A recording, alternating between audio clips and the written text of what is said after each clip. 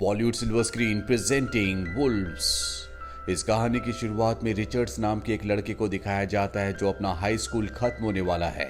दरअसल आज उनका अमेरिकन फुटबॉल का मैच होता है और जब ये मैच खेल रहे होते हैं तभी रिचर्ड्स को एक लड़का जानबूझकर धक्का देकर गिरा देता है। उसकी नाक से खून भी निकलता है। इस बात से रिचर्ड्स को बहुत गुस्सा आता है और वो उस पर हमला कर देता है। रिचर्ड्स उसे बहुत बुरी तरह से मारता है। यहाँ पर एक डॉग को दिखाया जाता है जो रिचर्ड्स को देखकर भौंक रहा होता है। रिचर्ड्स इसके बाद अपनी गर्लफ्रेंड के पास जाता है और उसे कहता है कि मैं उसे मारना नहीं चाहता था, लेकिन मैं अपने आप पर कंट्रोल नहीं कर पाया। उसकी गर्लफ्रेंड उसे कंसोल करती है और इसके बाद ये दोनों एक दूसरे को प्यार करने लगते हैं और तभी रिचर्ड्स एक वुल्फ में बदलना शुरू हो जाता है। ये सब देखकर उसकी गर्लफ्रेंड डर जाती है और उस जगह से भाग जाती है। रिचर्ड्स को जब वापस होश आता है तो वो अपने घर पर होता है। वो देखता है कि उसने अपने मॉम डैड को मार दिया है। रिचर्ड्स इस बात से बहुत ज्यादा दुखी और इमोशनल हो जाता है और एक बार फिर से वो वुल्फ में बदल जाता है, लेकिन अब उसकी गर्लफ्रेंड यहाँ पर पुलिस को भी लेकर आ चुकी होती है। इसीलिए रिचर्ड्स रात के अंधेरे में वहां से भाग जाता है। धीरे धीरे पूरे शहर में एक खबर आग की तरह फैल जाती है कि रिचर्ड्स बहुत ज्यादा खतरनाक है। उसने अपने मॉम डैड को मार दिया है। वहीं रिचर्ड्स को दिखाया जाता है जिसे पता चलता है कि बचपन से जिन्हें वो अपना माता पिता समझ रहा था, दरअसल वो उसके असली माता पिता नहीं थे, बल्कि उन्होंने उसे गोद लिया था। अब रिचर्ड्स यहाँ से निकल जाता है और तभी वो देखता है कि एक सुनसान अंधेरी जगह पर दो लड़के एक लड़की को परेशान कर रहे होते हैं। वो रिचर्ड्स से मदद मांगती है। रिचर्ड्स उन्हें लड़की को छोड़ने के लिए कहता है पर वो उसकी बात नहीं सुनते और एक बार फिर से रिचर्ड्स यहाँ पर वेयरवुल्फ में बदल जाता है और उन दोनों लोगों को बहुत बुरी तरह से मारता है। लड़की उसे देखकर डर जाती है और वो भी इस जगह से भाग जाती है। रिचर्ड्स को ये बात समझ में आ चुकी है कि वो चांदनी रात में वुल्फ यानी कि एक भेड़िया बन सकता है। अब वो एक लोकल बार में जाता है। उसके सामने एक जॉन नाम का आदमी बैठा होता है। वो रिचर्ड्स को देखकर समझ जाता है कि ये पूरा इंसान नहीं है। उसे देखकर वो अपना मुंह खोलता है। उसके दांत भी एक भेड़िए जैसे होते हैं। रिचर्ड समझ जाता है कि इस दुनिया में वो अकेला वेयरवुल्फ नहीं है, उसके जैसे और भी हैं। रिचर्ड्स जॉन से कहता है कि मुझे अपने ऊपर कंट्रोल नहीं है। जॉन कहता है कि तुम्हारे माँ बाप ने तुम्हें शायद ये बात नहीं सिखाई।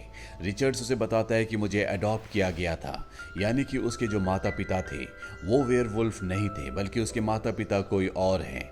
रिचर्ड्स उससे पूछना चाहता है लेकिन वो उसे कुछ नहीं बताता। पर जाने से पहले वो उसे मैप में एक जगह का क्लू देता है, जिस क्लू के जरिए वो उस जगह तक पहुंच जाता है। ये एक टाउन है। रिचर्ड्स उस टाउन के बार में जाता है।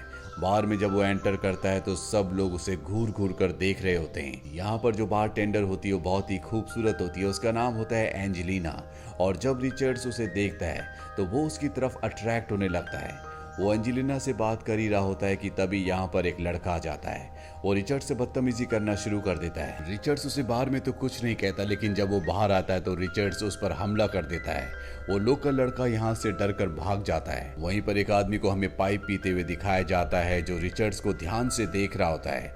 इसका नाम भी जॉन होता है और वो रिचर्ड से कहता है क्यों ना तुम मेरे फार्म में काम करना शुरू कर दो। रिचर्ड्स भी उसकी बात मान जाता है। अब यहाँ पर एक आदमी आता है जिसका नाम कॉर्नर होता है। वो रिचर्ड से कहता है कि बार में तुमने मेरे आदमियों पर हमला किया था। और यहाँ पर जो जॉन होता है वो कहता है कि ये मेरा नेफ्यू है, तुम इसे कुछ भी नहीं कह सकते। कॉर्नर वहां से चला जाता है।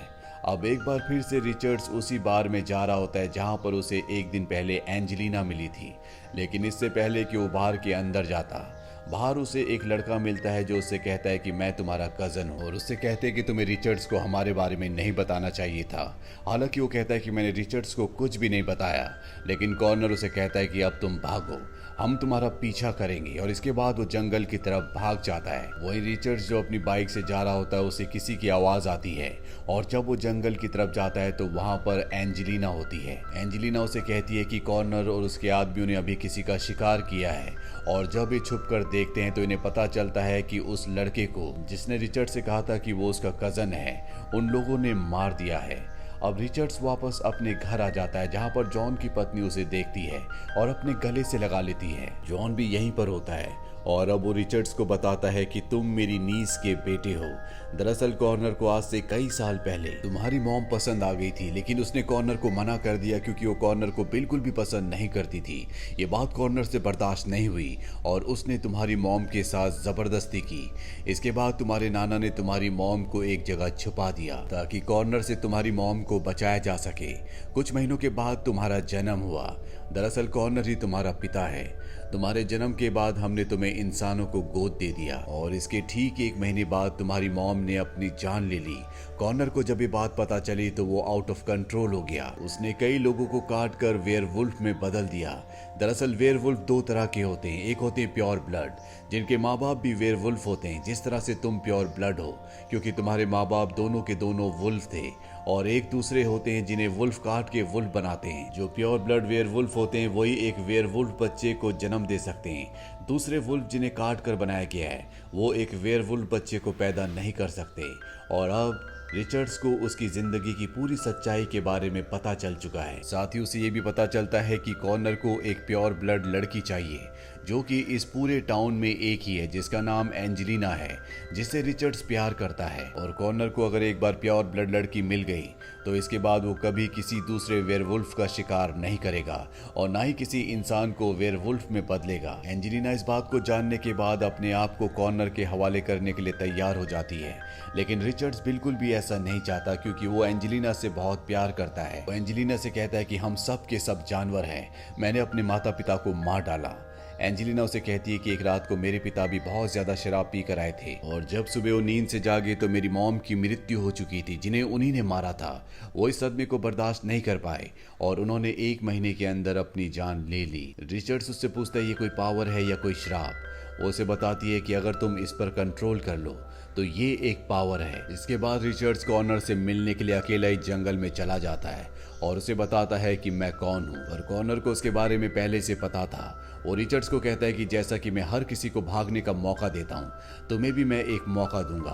और इसके बाद वो अपने आदमियों को उसके पीछे छोड़ देता है, लेकिन रिचर्ड्स जब जंगल में पहुंचता है तो वो उसके सभी वेयरवुल्फ आदमियों को मार देता है। पर अब यहाँ पर कॉर्नर भी अपने आदमियों के साथ आ जाता है जो रिचर्ड्स पर हमला कर देता है।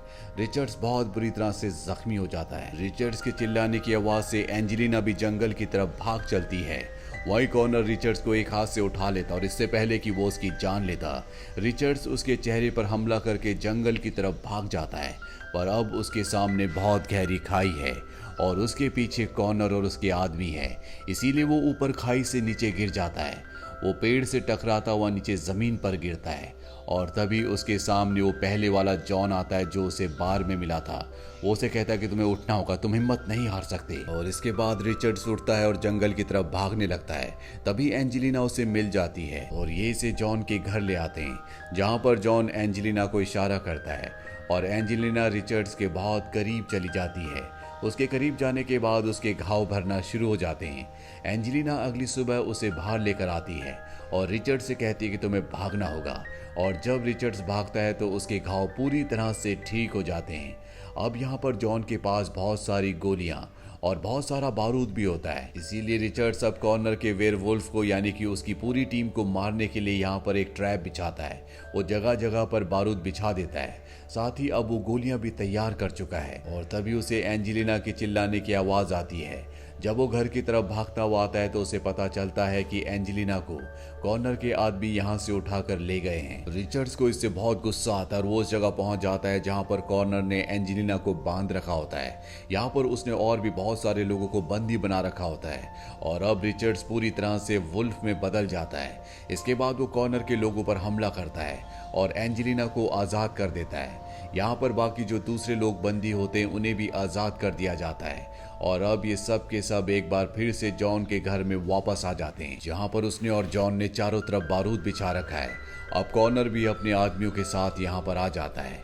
हालांकि ये उसे धमकी देते हैं कि तुम अपने आदमियों के साथ वापस चले जाओ, लेकिन अब वो रिचर्ड्स को खत्म करना चाहता है, साथ ही एंजेलिना को अपने साथ ले जाना चाहता है। पर जॉन उस जगह पर फायरिंग करना शुरू कर देता है जहां पर इन्होंने बारूद जमीन के नीचे गाड़ रखा है। यहाँ पर ब्लास्ट होना शुरू हो जाते हैं जिससे कॉर्नर्स के कई लोग मारे जाते हैं। और अब कॉर्नर को रिचर्ड्स की आवाज एक बहुत बड़े बंद कमरे से आती है। वो अपने लोगों के साथ उस जगह चला जाता है और जब वो उसके अंदर जाता है तो उसे समझ में आ जाता है कि ये एक ट्रैप है। पर इससे पहले कि वो यहाँ से निकलता, जॉन बाहर से गोली चला देता है जिससे यहाँ पर एक बहुत बड़ा ब्लास्ट होता है। कॉर्नर के सभी साथी मारे जाते हैं और वो किसी तरह से वहां से निकल जाता है। और इसके बाद रिचर्ड्स, जो कि अब पूरी तरह से वेयरवुल्फ बन चुका है, वो उसके ऊपर हमला कर देता है। वो उसे बहुत बुरी तरह से मारता है और जमीन पर नीचे गिरा देता है। जॉन दूर से उसे गोली मारने वाला होता है कि रिचर्ड्स उसे मना कर देता है और कॉर्नर से कहता है कि तुमने बहुत बुरे काम किए हैं। कॉर्नर कहता है कि भले ही मैंने बुरे काम किए हों, लेकिन कभी भी मैंने तुम्हारी मॉम के साथ कुछ भी गलत नहीं किया। मैंने कभी उनके साथ जबरदस्ती नहीं की, बल्कि हम दोनों एक दूसरे से प्यार करते थे। और जब ये बात तुम्हारे नाना को पता चली तो उन्होंने तुम्हारी मॉम को छुपा दिया और हर जगह ये बात फैला दी गई कि तुम्हारी मॉम अब इस दुनिया में नहीं रही। उसकी मौत का सदमा मैं बर्दाश्त नहीं कर पाया और मैं बहुत बुरा इंसान बन गया, और उससे पहले मैं इतना बुरा नहीं था। अब यहाँ पर जॉन भी आ जाता है और वो रिचर्ड्स को बताता है कि तुम्हें क्या लगता है कि तुमने अपने माँ बाप को मारा था? वो तुम नहीं थे बल्कि मैं था। दरअसल मैं कॉर्नर से बदला लेना चाहता था, लेकिन मैं उसे हरा नहीं सकता था। इसने मुझे टाउन से बाहर निकलवा दिया था और जब मुझे तुम्हारे बारे में पता चला तो सबसे पहले मैंने तुम्हारे मॉम डैड को मार दिया, जिसका पूरा इल्जाम तुम्हारे ऊपर आया। और जब तुम पुलिस से बच रहे थे तो मैं जानबूझकर बार में तुम्हारे पास आया। मैंने तुम्हें इस टाउन का पता बताया ताकि मैं तुम्हें अपने जाल में फंसा सकूं। मैं कॉर्नर से बदला लेना चाहता था और अब मैंने उससे बदला ले लिया है। ये पूरा सच जानने के बाद रिचर्ड्स उस पर हमला करता है, पर वो उसे पंच मारकर नीचे गिरा देता है। कॉर्नर को ये देखकर गुस्सा आता है और वो उसे ऐसा करने से मना करता है, पर अब कॉर्नर कमजोर हो चुका है, इसलिए जॉन उसे मार देता है। इसके बाद वो रिचर्ड्स पर भी हमला करता है और जब वो रिचर्ड्स को मारने वाला होता है तो रिचर्ड्स का रिश्तेदार यानी कि दूसरा जॉन वहां पर आ जाता है। वो पहले वाले जॉन जो कि रिचर्ड्स को मारने वाला होता है उस पर गोली चलाता है। वो खेतों की तरफ अपनी जान बचाने के लिए भागता है, लेकिन रिचर्ड्स उसे रोक लेता है और अब जॉन अपने इंसानी रूप में आ जाता है। वो सिगरेट पी रहा होता है। रिचर्ड्स उसकी सिगरेट लेकर जमीन पर फेंक देता है जहां पर उसने माइंस बिछा रखी थी और उस जगह से आगे बढ़ जाता है और अगले पल यहाँ पर ब्लास्ट होता है जिससे जॉन का अंत हो जाता है। बुरे काम का हमेशा बुरा नतीजा होता है। जो दूसरों के लिए कुआं खोदते हैं वो खुद उसमें गिर जाते हैं। वहीं रिचर्ड्स, जिसके मन में एक बोझ था कि उसने अपने माँ बाप को मारा है, वो बोझ भी उसके मन से अब निकल चुका है। वो एंजेलिना के साथ पूरी दुनिया घूमना चाहता है, पर इससे पहले कि वो अपने सफर पर निकलता, उसके रिश्तेदार जॉन उसे एक लिस्ट देते हैं जिसमें उन सभी वेयरवुल्व्स के नाम होते हैं जो कि उसी की तरह यानी कि रिचर्ड्स की तरह प्योर ब्लड है। वो कहते हैं कि अपनी जर्नी के दौरान तुम इन्हें ढूंढ सकते हो, इनसे मिल सकते हो, जो दुनिया के हर एक कोने में रहते हैं। इसी के साथ ये फिल्म, ये कहानी यहीं पर खत्म हो जाती है। ये फिल्म ईयर 2014 में रिलीज हुई थी। IMDb पर इसकी रेटिंग है 5.3। उम्मीद करते हैं कि ये कहानी आपको पसंद आई होगी।